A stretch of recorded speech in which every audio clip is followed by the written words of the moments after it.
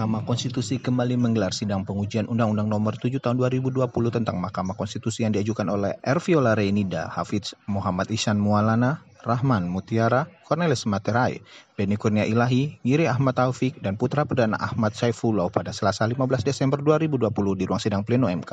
Pada sidang yang dipimpin Hakim Konstitusi Danielius Mikvoik, pemohon mendalilkan telah melakukan perbaikan dalam permohonannya. Fulki Sadar selaku kuasa hukum pemohon mengatakan dalam perbaikannya pemohon melakukan penambahan kuasa hukum serta merubah kedudukan salah satu pemohon yang merangkap menjadi advokat. Selain itu, pemohon juga memperbaiki struktur permohonan serta melakukan penambahan bukti. Pada sidang pendahuluan, pemohon menyebutkan lingkup pengujian perkara yang diajukan meliputi uji formil pembentukan Undang-Undang MK yang di pasal 15 ayat 2 huruf F dan huruf H, pasal 118 ayat 1, pasal 19, pasal 20, pasal 23 ayat 1, pasal 59 ayat 2, dan pasal 87 Undang-Undang MK. Keseluruhan norma tersebut dinilai bertentangan dengan Undang-Undang Dasar 1945.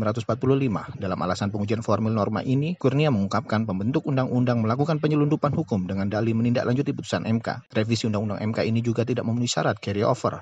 Pembentuk undang-undang melanggar asas pembentukan peraturan perundang-undangan yang baik. Revisi Undang-Undang MK juga tidak dapat dipertanggungjawabkan secara akademik dan hanya merupakan formalitas belaka. Proses pembahasan dilakukan secara tertutup dengan tidak melibatkan publik. Revisi Undang-Undang MK berdasarkan hukum undang-undang yang invalid. Sedangkan untuk pengujian materi lanjut Kurnia, para pemohon mempersoalkan limitasi latar belakang calon hakim usulan Mahkamah Agung dalam pasal 15 ayat 2 huruf H Undang-Undang MK dan kedudukan calon hakim konstitusi sebagai representasi internal lembaga pengusul. Selain itu, para pemohon juga mendalilkan